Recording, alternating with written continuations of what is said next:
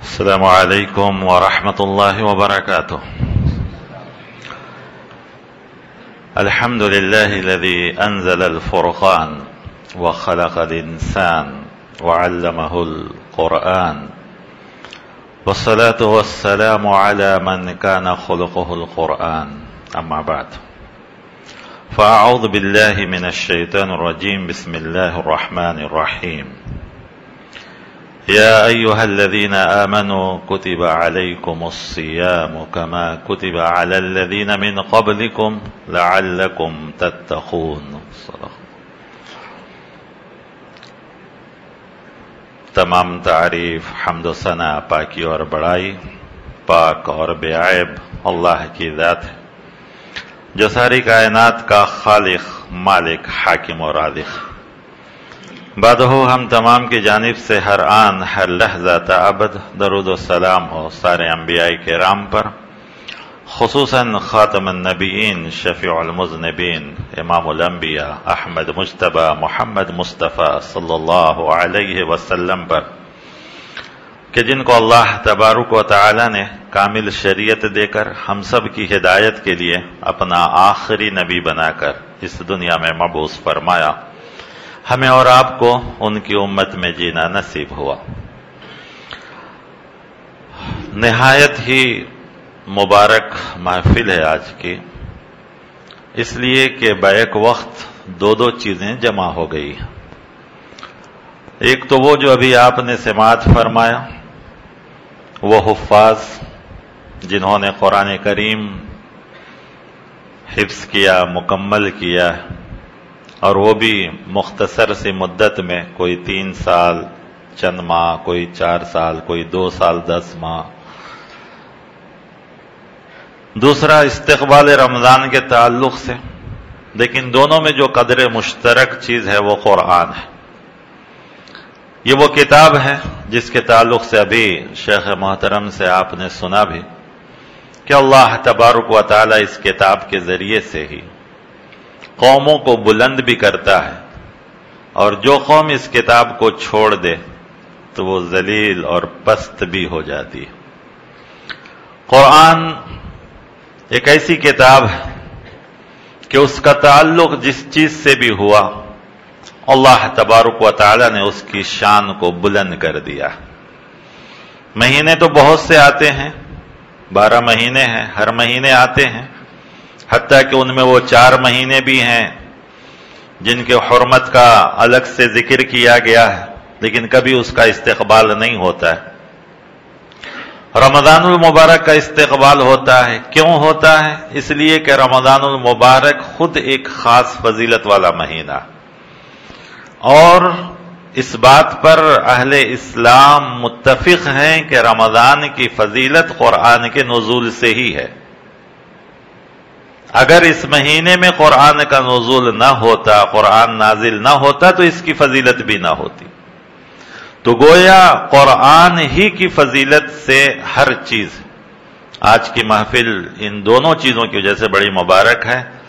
ہم بار بار ان طلباء کو دل کی گہرائیوں سے، ان حفاظ کو مبارکباد دیتے ہیں، ان کے ماں باپ کو بھی مبارکباد دیتے ہیں، خاص کر اس نوجوان کو، اس بچے کو، اس طالب علم کو جو نو مسلم ہے اور جن کے والد دنیا سے جا چکے ہیں.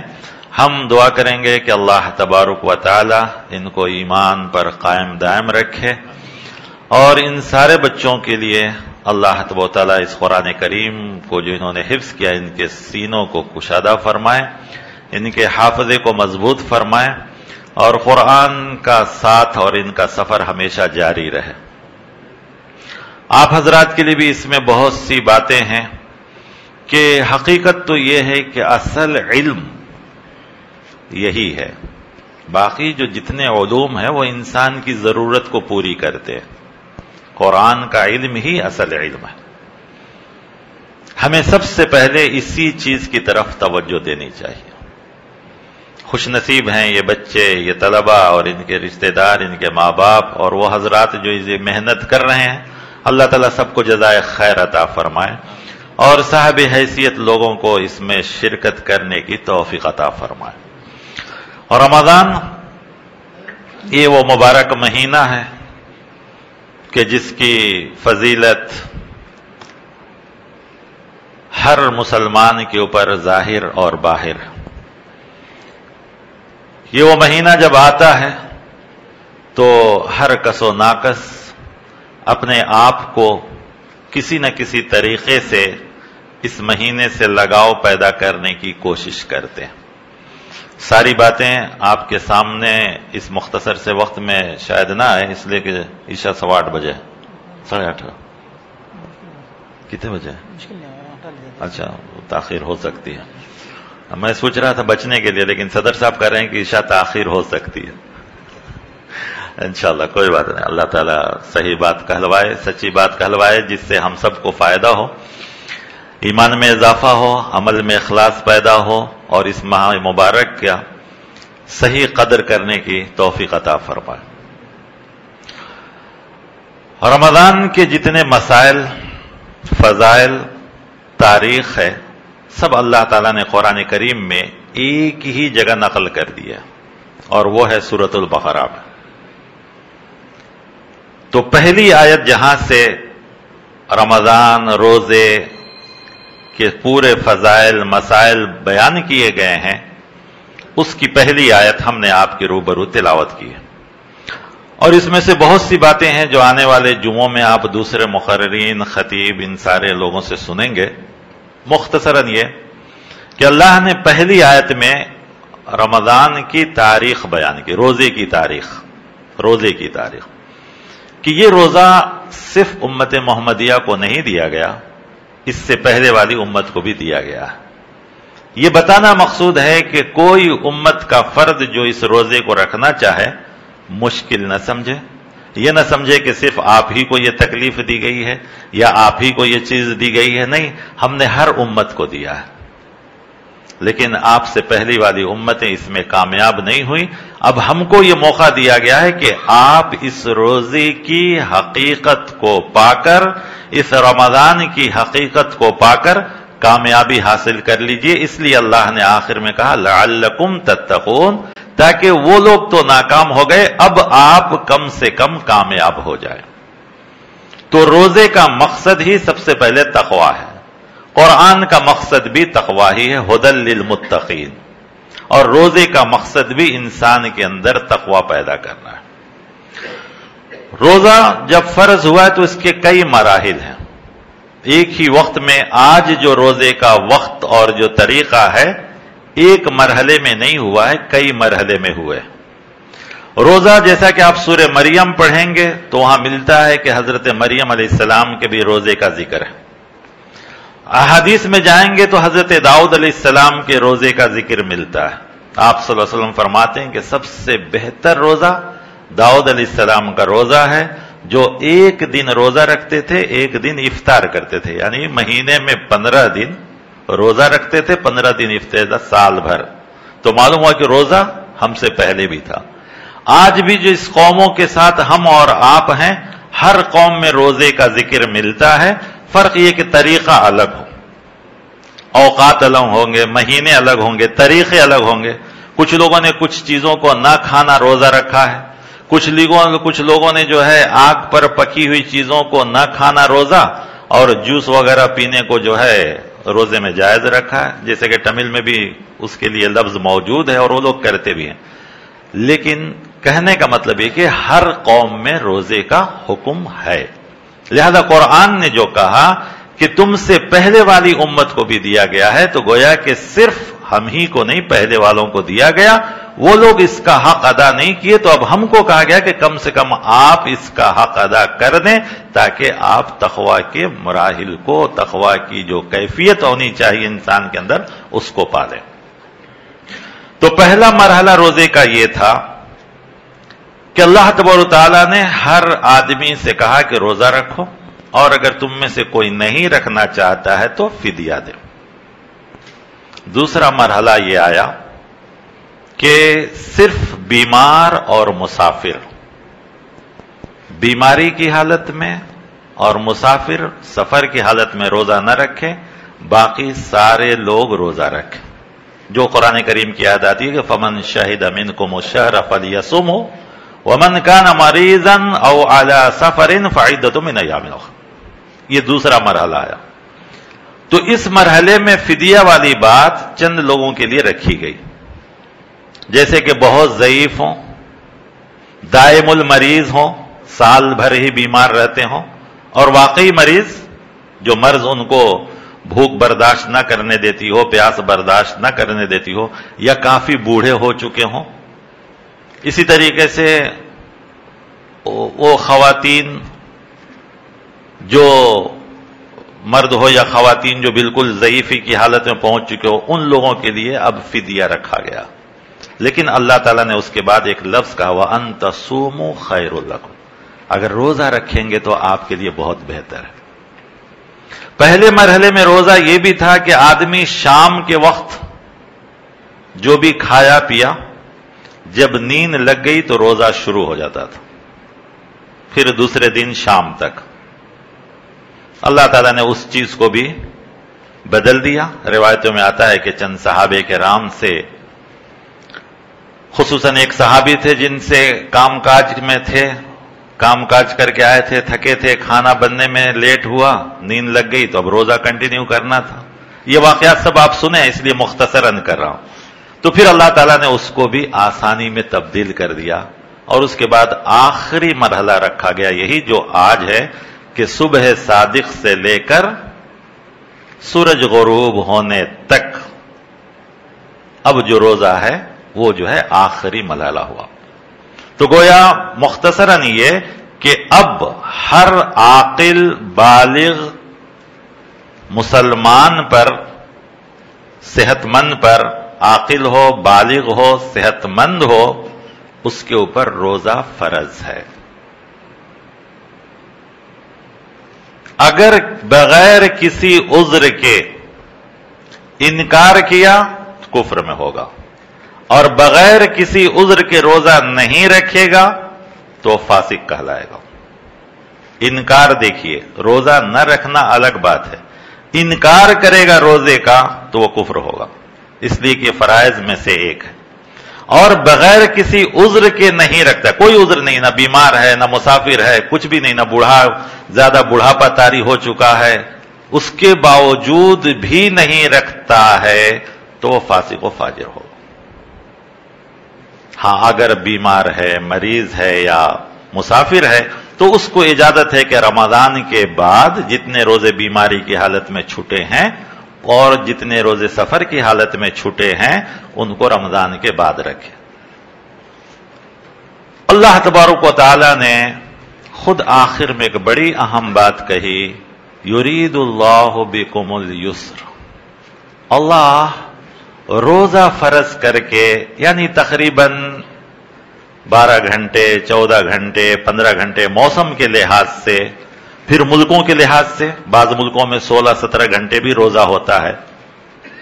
تو اتنا دیر کھانا پینا سے روکنا، اللہ تعالیٰ کہتے ہیں کہ تمہارے ساتھ تنگی کا معاملہ کرنا نہیں چاہتا، تم کو بوجھ میں ڈالنا نہیں چاہ رہا ہے، تم کو مصیبت اور پریشانی میں ڈالنا نہیں چاہ رہا ہے، بلکہ اللہ آپ کے ساتھ، ہمارے ساتھ آسانی کا معاملہ چاہ رہے ہیں.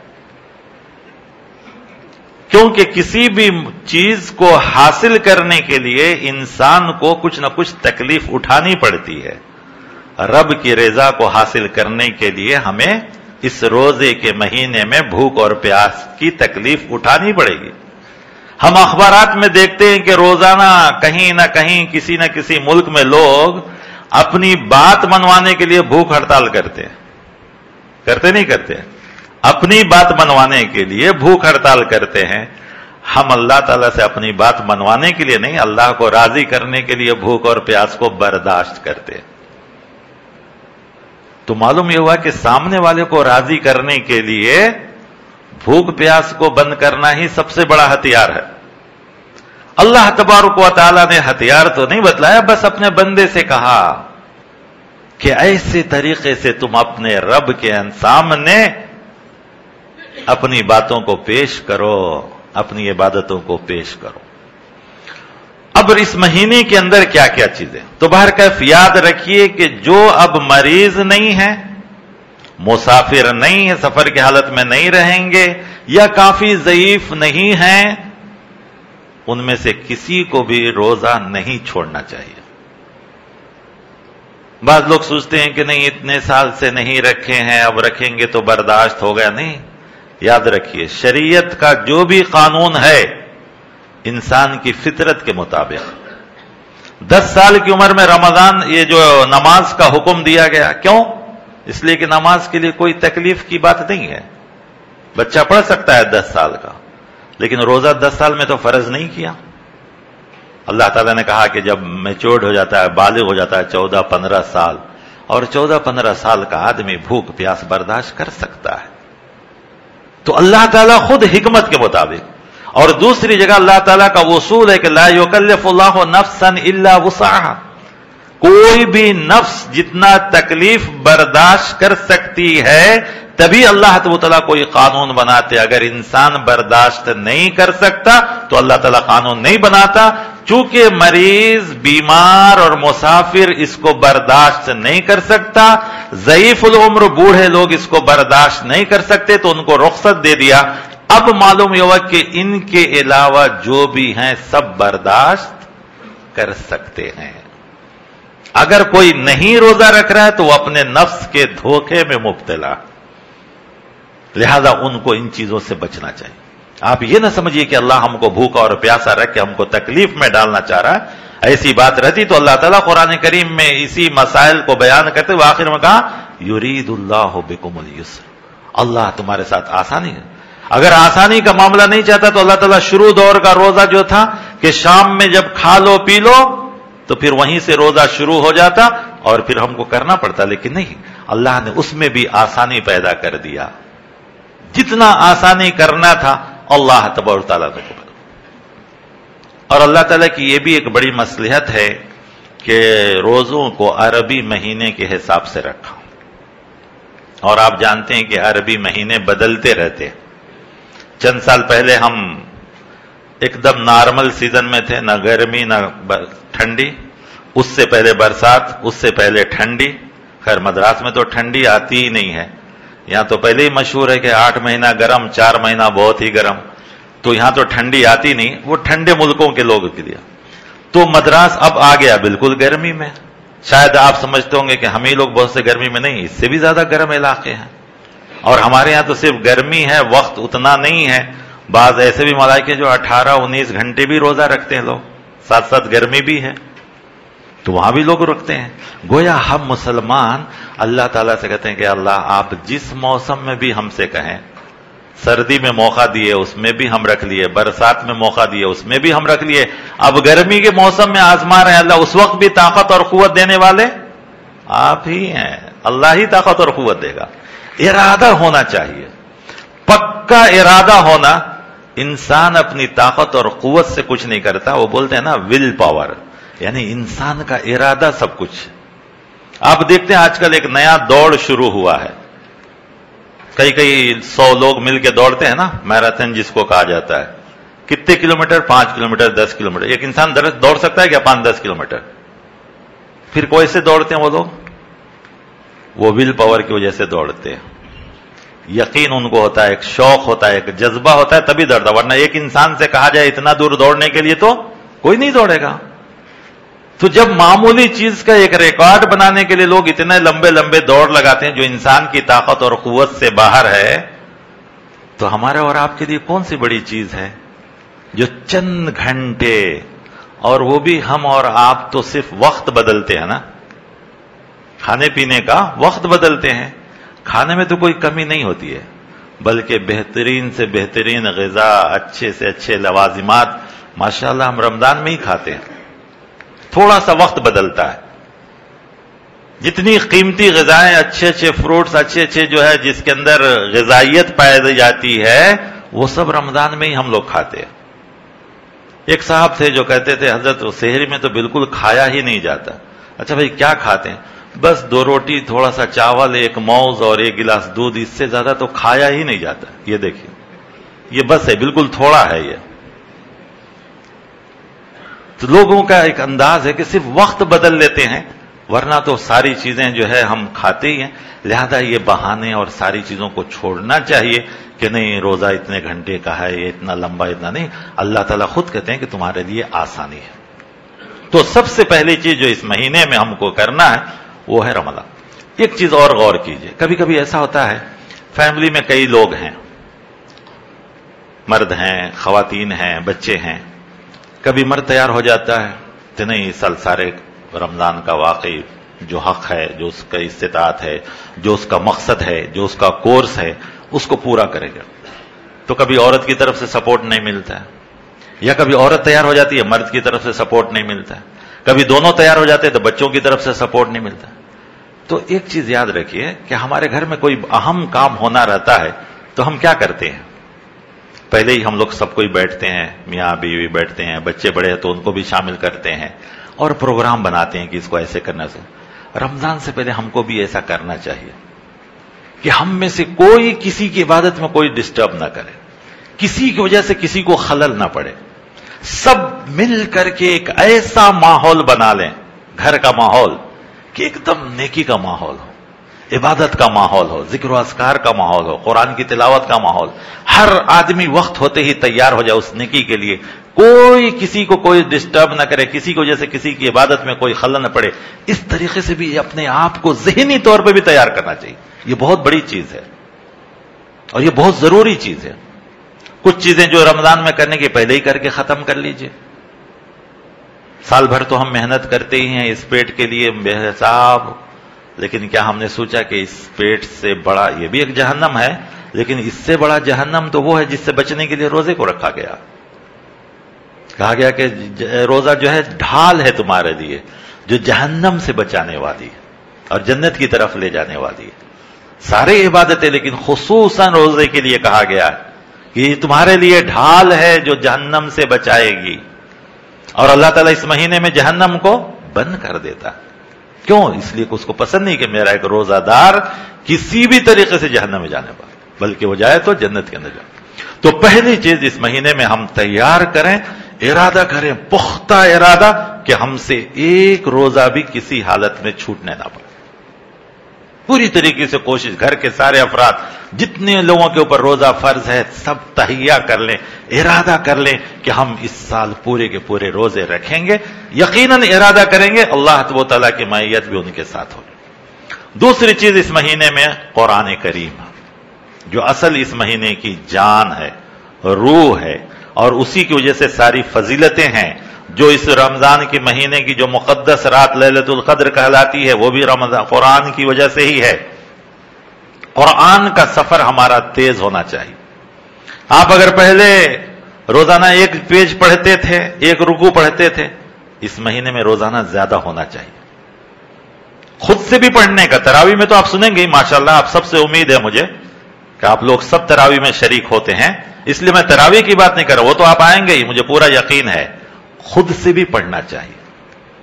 اور دوسرے دنوں میں آپ صرف عربی میں پڑھتے تھے یا ترجمہ پڑھتے تھے، تو اس مہینے میں بھی تھوڑا ترجمے کے ساتھ بھی پڑھنا چاہیے.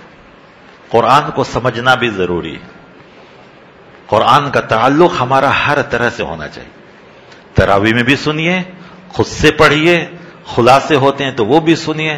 یعنی یہ مہینہ آتا ہے تو اللہ تعالیٰ خود آواز لگواتے ہیں کہ یا باغی الخیر اقبل، اے بھلائی کے چاہنے والے آگے بڑھو، وَيَا بَاغِيَ الشَّرِّ اقصر، اور اے گنہگاروں گناہ کے چاہنے والے پیچھے ہٹو. تو گویا ہم کو بھی کیا چاہیے اس مہینے میں؟ نیکی میں آگے بڑھیں. ہم پہلے صرف فرض پڑھتے تھے، سنت و نوافل بھی اس مہینے میں پڑھیں، زیادہ سے زیادہ نوافل بھی پڑھیں، کیونکہ فرض تو متعین ہے، سنت بھی متعین ہے، لیکن نوافل کی تو کوئی متعین نہیں، آدمی جتنا چاہے اتنا پڑھ سکتا ہے، تو اس کی اور کثرت کرے. پہلے صرف نماز کے وقت آتے تھے، آج کل رمضان آئے تو تھوڑا 5-10 منٹ پہلے آ جائیے، قرآن کی تلاوت کیجیے، سنت پڑھیے، اپنے دل کو پہلے طریقے سے رکھائیے. گویا کسی بھی طریقے سے اپنے آپ کو اس مہینے میں زیادہ سے زیادہ عبادت کی طرف مائل کرنا چاہیے.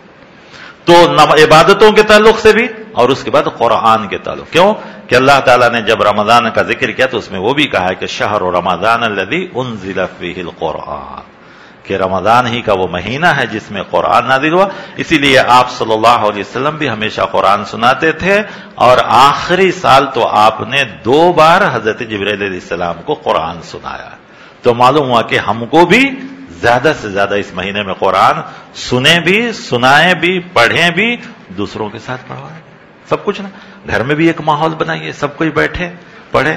آج کل دیکھیں گے واٹس ایپ کا زمانہ ہے تو لوگ بڑے تفصیل سے بھیجتے بھی ہیں کہ کسی نے بھیجا کہ 600 پیج قرآن میں کم سے کم ہوتے ہیں. 600 پیج زیادہ سے زیادہ 600 پیج ہوتے ہیں قرآن. اب آپ اس کو 30 دن میں تقسیم کیجئے تو ایک دن کو تقریباً 20 پیج آتے ہیں. 20 پیج کو 5 نمازوں سے تقسیم کیجئے تو ایک نماز کے وقت 4 پیج آتے ہیں. گویا اگر روزانہ اس طریقے سے پڑھیں گے تو ایک مہینہ میں آپ بھی قرآن ختم کر لیں.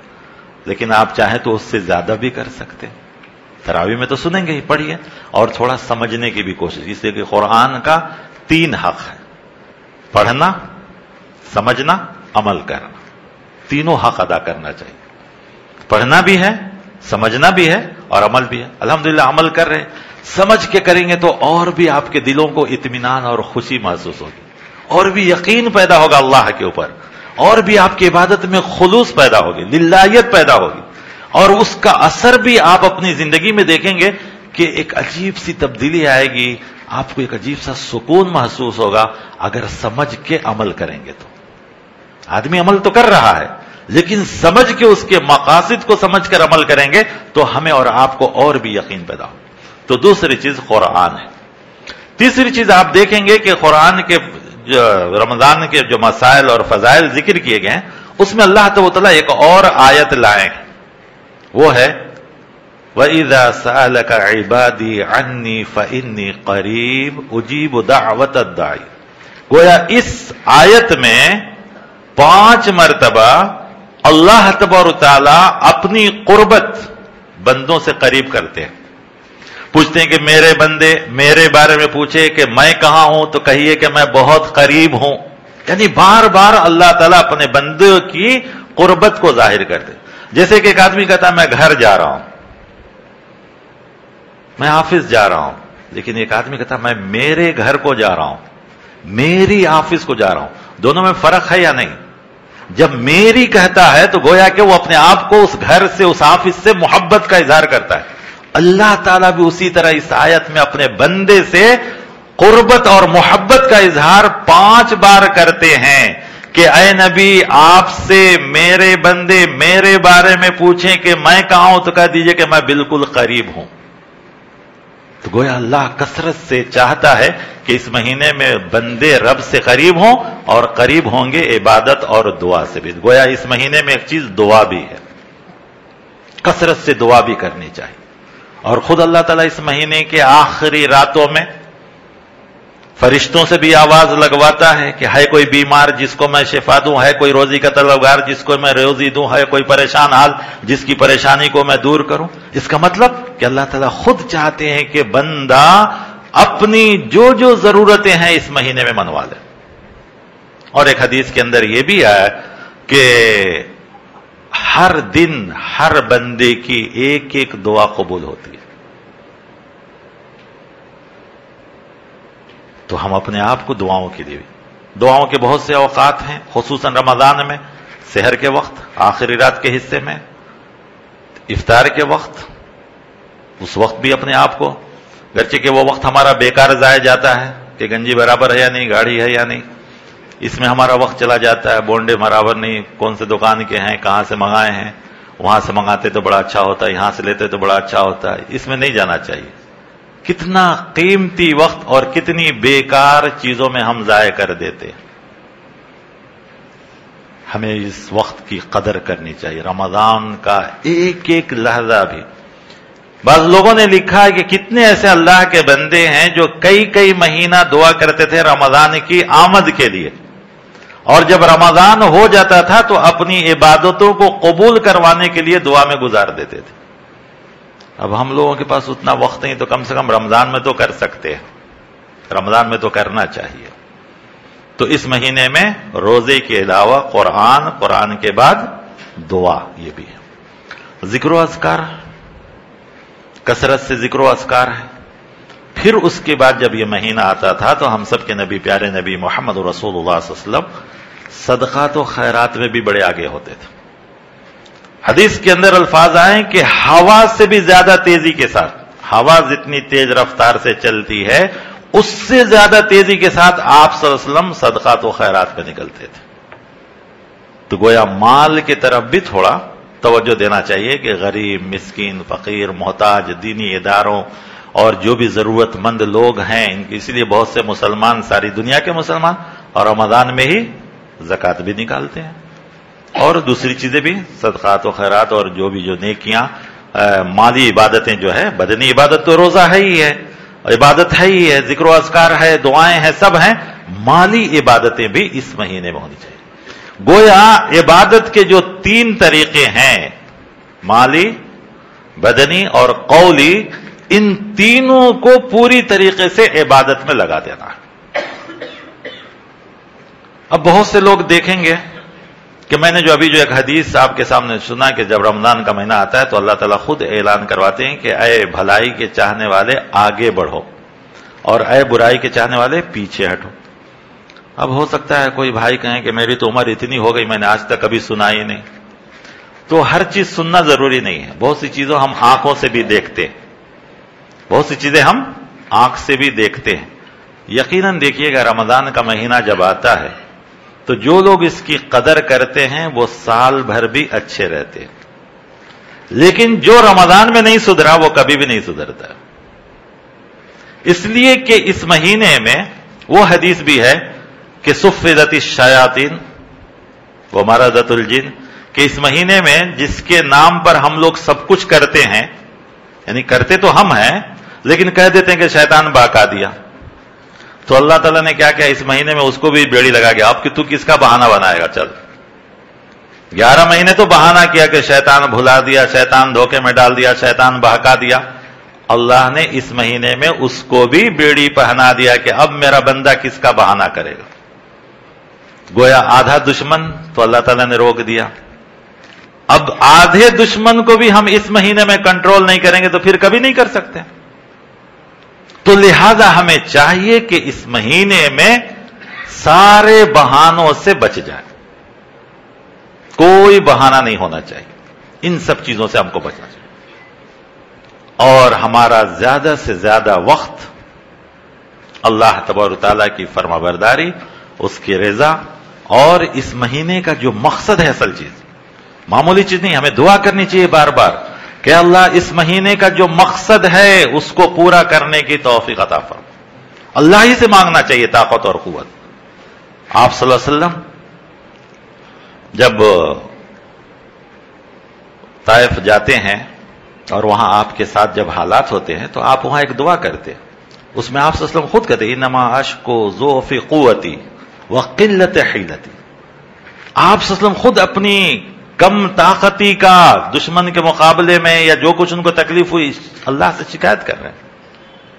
تو ہمیں اور آپ کو بھی اللہ تعالی سے ہی طاقت اور قوت اس کی عبادت کی. آخر کیوں اذان میں ہم جو ہے حی علی الصلاح اور حی علی الفلاح کے جواب میں لا حول ولا قوت الا باللہ کہتے ہیں؟ لوگ کہتے ہیں اس لیے کہ شیطان بھاگتا ہے اذان سن کے. نہیں، لا حول ولا قوت الا باللہ کے معنی کوئی طاقت اور قوت نہیں سوائے اللہ کے. یعنی وہی اللہ ہم کو طاقت اور قوت دیں گے تو ہم یہ ساری چیزیں کریں گے.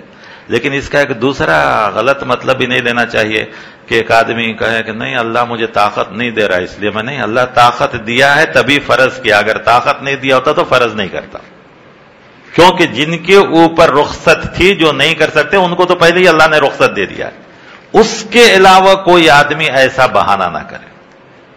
ہمیں چاہیے کہ اس مہینے کا کثرت سے، اس مہینے میں قرآن کے تعلق سے آپ اور بھی سنیں یہ بھی کہ یہ قرآن کوئی معمولی چیز نہیں. اس مہینے کے اندر سننا پڑھنا قیامت کے دن قرآن سفارش کرے گا. کس کے لیے؟ جو لوگ اس مہینے میں اس کو سنیں گے.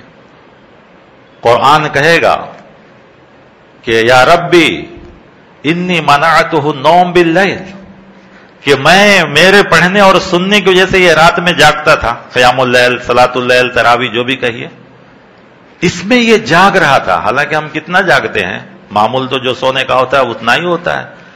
تو کہا کہ اس کی وجہ سے یہ جاگ رہا تھا، اس لیے میری سفارش اس کے حق میں قبول فرماؤ. اور اسی طریقے سے روزہ وہ بھی کہے گا کہ انی منعتہن، کہ میں نے اس کو کھانے اور پینے سے روک دیا، لہذا اے اللہ اس کی حق میں میری سفارش. گویا روزہ اور قرآن دونوں مل کر ہمارے حق میں سفارش کریں گے. تو قرآن سے بھی تعلق ہو، روزے سے بھی جو ہے کبھی جو حق ہے، اس کا جو کورس ہے، اس کا جو مقصد ہے، اس کو پورا کرنا ہم سب کے لیے ضروری ہے. پھر اس کے بعد آدمی اس مہینے میں اور بھی نیکیوں کی طرف آگے بڑھے. بہت سے لوگ ہوتے ہیں اس مہینے میں ایک ارادہ کر لیتے ہیں کہ ہم کو اتنا یہ چیز یاد کرنا چاہیے یا اتنا علم سیکھنا چاہیے، تو وہ بھی کرتے ہیں لوگ. بہت سے لوگ ہیں کر سکتے ہیں، سیکھنا چاہیے، علم حاصل کرنا چاہیے یا کوئی چیز یاد کرنا چاہیے. خاص کر قرآن یاد کیجئے کہ جس سینے میں قرآن ہوگا اس کو جہنم نہیں جلائے گی. یہ کتنی بڑی بات. اور ابھی آپ کو سنے شیخ سے کہ سب سے بہترین چیز جو سینے میں ہو وہ قرآن ہے. اس سے بہتر کون سی چیز ہو سکتی ہے؟ تو وہ بھی یاد کرنے کی کوشش کرے. چھوٹے چھوٹے سورے بھی، یہ بھی ہمارے لیے بڑا المیہ ہے کہ ہماری ہر چیز ترقی کرتی ہے، لیکن جو 5-6 سورے بچپن میں پڑھے رہتے بڑھاپے تک اسی میں کام چلتے رہتا ہے. اس کو کبھی ہم لوگ ترقی کراتے ہی نہیں ہیں. بچپن میں جو یاد کیے اسی سے پوری زندگی نماز چل رہی ہے. باقی ہر چیز بڑھے گی، 1 سے 2 گھر ہو جائے، گاڑیاں ہو جائے، سب کچھ ہو جائے، وہ نہیں بڑھتا ایک. حالانکہ سب سے بڑی چیز وہ ہے قرآن کو زیادہ جتنا ہو. میں نہیں کہتا کہ آپ سب حافظ ہو جائیں، بلکہ جتنا یاد ہو سکے. اس سے بہتر کون سی چیز ہے جو ہمارے سینے میں محفوظ ہو؟ اللہ تبارک تعالیٰ کا بہت بڑا کلام ہے نا. جب قرآن کریم فرشتوں کو سنایا گیا تو فرشتوں نے کیا کہا تھا؟ طوبی لقوم، طوبی لصدور، طوبی للسان. مبارک ہے وہ قوم جس کے اوپر یہ نازل ہو، مبارک ہے وہ سینے جس میں یہ محفوظ ہو، مبارک ہے وہ زبان جو اس کی تلاوت کرے. کیا ہم اور آپ اس مبارک بادی میں شامل ہونا نہیں چاہتے؟ شامل ہونا چاہیے اس مبارک بادی کے لیے. ہمیں اور آپ کو اس کے لیے تیار ہونا چاہیے. آخر میں اللہ تبارک تعالیٰ نے ان آیتوں کو جو نازل کیا تو کہا وَلِتُكَبِّرُوا اللَّهَ، اللہ کی تکبیر کثرت سے. گرچہ علماء نے اس کو عید کی نماز اور عید کی تکبیر رکھا اور اللہ کا شکر ادا کرنا. اللہ کا شکر ادا کرنا چاہیے کہ اللہ تعالیٰ نے ہمیں یہ مہینہ عطا فرمایا. کسی کو نہیں دیا گیا یہ فضیلت، کسی کو نہیں دی گئی یہ لیلۃ القدر، کسی اور نبی کو نہیں دیا گیا یہ قرآن. اللہ نے تو اپنے نبیوں کو سب کو ایک ایک ٹائٹل دیا، ایک ایک محبت کا اظہار کیا، لیکن کسی کو قرآن نہیں دیا. صرف آخری نبی پیارے نبی محمد رسول اللہ صلی اللہ علیہ وسلم اور ہمیں اور آپ کو دیا. تو ہمیں اللہ کا کتنا شکر ادا کرنا چاہیے. اور خود اللہ تعالی ہماری زندگی میں یہ رمضان لایا ہے، اس کا شکر ادا کرنا چاہیے اور بار بار شکر ادا کرنا چاہیے اور دعا بھی کرنی چاہیے کہ ہماری زندگی میں کثرت سے رمضان آنے کی توفیق ہو، اور وہ بھی ایمان اور عمل کے ساتھ. ورنہ رمضان تو بہت سے لوگوں کی زندگی میں آ رہا ہے لیکن ایمان اور عمل کے ساتھ. اسی لیے کہ روزے کے لیے بھی کہا گیا اور قیام اللیل کے لیے بھی کہ من صام رمضان ایمانا و احتسابا کہا گیا. ایمانا و احتسابا کے ساتھ. ایسا ہی رمضان تو آتا ہی رہے گا، جاتا رہے گا، لیکن ہمارے ایمان و عمل کے ساتھ. اور جو کچھ بھی ہم نیکیاں کریں اس کے اوپر ہم کو یقین بھی ہو، ثواب کی امید بھی ہو. افطار کے وقت جو دعا پڑھتے تو اس میں بھی وہی آتا ہے ذهب الظماء وابتلت العروق وثبت الاجر انشاءاللہ. اللہ سے امید ہونی چاہیے کہ ہاں یہ اجر ہم کو ملے گا.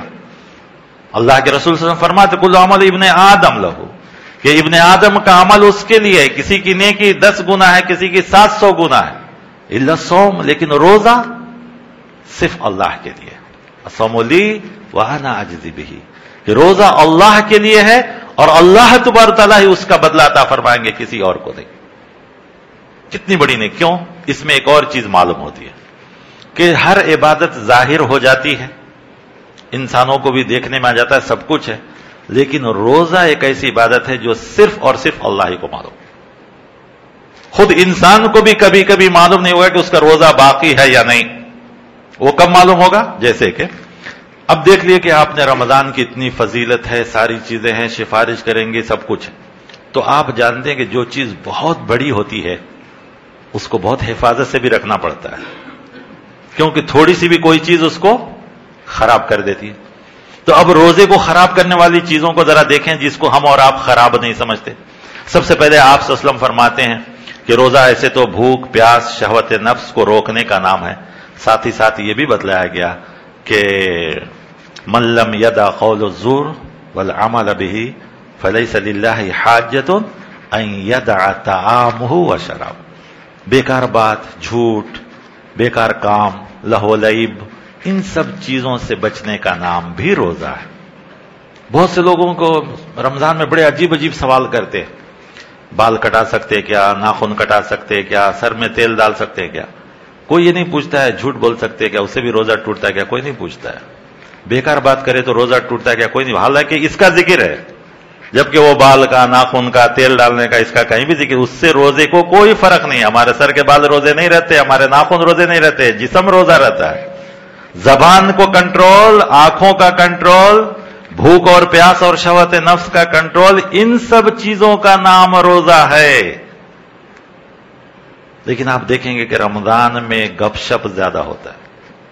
اسی لیے کہا گیا کہ اس سے بچنے کے لیے تمہارے لیے قرآن ہے. قرآن پڑھو، بس ذکر و اذکار کرو، اپنے آپ کو نوافل میں وقت لگاؤ. ان سب چیزوں سے بچنے کا نام بھی روزہ ہے. تو کہا گیا کہ جو آدمی ان سب چیزوں کو نہیں چھوڑتا ہے اس کو بھوکے اور پیاسے رہنے کی کوئی ضرورت نہیں. تو معلوم ہوا کہ ہم کو خود معلوم نہیں ہوگا، ہمارا روزہ چلا جائے گا. پھر اس سے بڑی چیز نیت ہے. روزے کے لیے بڑی شرط ہے نیت. اور نیت کیا ہونی چاہیے؟ نیت یہ ہونی چاہیے کہ میں نماز کو جاتا ہوں، روزہ نہیں رکھوں گا، لوگ کیا بولیں گے، اس لیے روزہ رکھ لیتا ہوں. تو یہ نیت اچھی ہوگی کیا؟ نہیں. پڑوسی ہمارے مسلمان ہیں، میں نہیں روزہ رکھوں گا تو انہوں کیا بولیں گے، دیکھو مسلمان ہیں روزہ نہیں رکھتے، ایسا. اس ڈر سے روزہ رکھیں گے کیا؟ نہیں. یا یہ کہ کہیں آپ نے سن لیا کہ روزہ رکھنے سے صحت بہت اچھی ہوتی ہے، اس لیے کہ ڈاکٹر کے یہاں جائیے، جب بھی کوئی پیٹ کا پرابلم ہو تو سب سے پہلے کھانا کم کرنے کے لیے بولتا ہے. اب ایک آدمی سوچے کہ نہیں صحت کے لیے روزہ بڑا اچھا ہے اس لیے روزہ رکھ لیتے ہیں، تو یہ نیت اچھی ہے کیا؟ نہیں. ہماری نیت صرف یہ اللہ کا حکم ہے بس. اب اس میں جسمانی فائدے ہو، ایمانی فائدے ہو، روحانی فائدے ہو، جتنے فائدے ہو سب ملیں گے. اور کیا کیا فائدے ہونے والے ہیں ہم کو ابھی معلوم نہیں، اللہ بہتر جانتا ہے. ہمارا اس لیے کہ فرض ہے، ہر عاقل بالغ صحت مند مسلمان پر فرض ہے ہم کو روزہ رکھنا بس. اور یہ روزہ کس لیے رکھنا ہے؟ اللہ کو راضی کرنے کے لیے، کسی اور مقصد کے لیے نہیں، کوئی چیز نہیں، بس صرف اور صرف اللہ کو راضی کرنا. تو آئیے ہم اس مہینے کو نیکیوں سے استقبال کریں. استقبال تو بہت سے لوگ کرتے ہیں، اپنے اپنے طریقوں سے کرتے ہیں. دکان والے بھی کرتے ہیں، کارڈ چھپاتے ہیں، نیا نیا اسٹاک لاتے ہیں، یہ ان کا استقبال ہے. ہمارا اور آپ کا استقبال صرف نیکیوں سے ہونا چاہیے، کیونکہ یہ نیکیوں کا مہینہ ہے، نیکیوں کا سیزن ہے. یہ بارش کے سیزن میں بارش نہیں ہوتی، سال بھر ہم پریشان ہوں گے نہیں ہوں گے. بارش کے کسان اگر سیزن میں پھل نہیں لگائے گا، پودے نہیں لگائے گا، بیج نہیں ڈالے گا تو سال بھر پچھتائے گا. ویسا ہی رمضان نیکیوں کا سیزن ہے. اگر اس مہینے کو ہم گنوا دیے تو پھر ہمیشہ کے لیے ہم پچھتے، اور نہ معلوم آئندہ رمضان کس کی زندگی میں آئے نہ آئے، کیسے آئے، کس حال میں آئے، صحت کی حالت میں آئے، معلوم. لہذا ہمیں اور آپ کو قدر کرنی چاہیے. اس مہینے کی پوری طریقے سے قدر کرنے کی توفیق عطا فرمائے. آج کی مجلس میں چند باتیں جو ذہن میں وہی کہ باہر رکھا، بڑی مبارک مجلس ہے. سب سے پہلی چیز تو قرآن کے تعلق سے شروع ہوا، اور رمضان کی ساری چیزیں بھی قرآن کے تعلق سے. ہمارا اور آپ کا بھی سفر قرآن کے تعلق سے زیادہ ہو. اور اس مہینے کے بارے میں بار بار دعا کیجئے، ہم بھی دعا کرتے ہیں، آپ بھی دعا کیجئے کہ اللہ تعالی ہم سب کو اس کا جو اصل مقصد ہے اس کو پا لینے کی توفیق عطا فرمائے. جس لیے اللہ تبارک و تعالیٰ اس مہینے میں قرآن نازل کیے اور اس مہینے میں روزہ فرض کیے، ان دونوں کے جو مقاصد ہیں اس کو حاصل کرنے کی توفیق عطا فرمائے. اور خاص کر امت محمدیہ کو جو یہ چیز دی گئی ہے، تو اللہ تبارک و تعالیٰ ہمیں اس نبی کا صحیح امتی بننے کی توفیق عطا فرمائے. اور اللہ تبارک و تعالیٰ ہمارے اندر اتنی طاقت اور قوت دے کہ ہم اس مہینے کا جو کورس ہے، جو حق ہے، اس کو ادا کر سکیں. اللہ تبارک و تعالیٰ ہمیں اس مہینے میں کامیاب فرمائے، ایمان کے ساتھ، عمل کے ساتھ، خلوص کے ساتھ، للہیت کے ساتھ. اور اللہ تعالیٰ ہر کس و ناکس کو، خصوصاً نوجوانوں کو، زیادہ سے زیادہ نیکیوں کی طرف بڑھنے کی توفیق عطا فرمائے، نیکیوں پر قائم اور دائم رہنے کی توفیق عطا فرمائے، نیکیوں میں آگے بڑھنے کی توفیق عطا فرمائے۔ اللہ تعالی ہم سب کی محنتوں کو قبول فرمائے۔ السلام علیکم ورحمۃ اللہ وبرکاتہ۔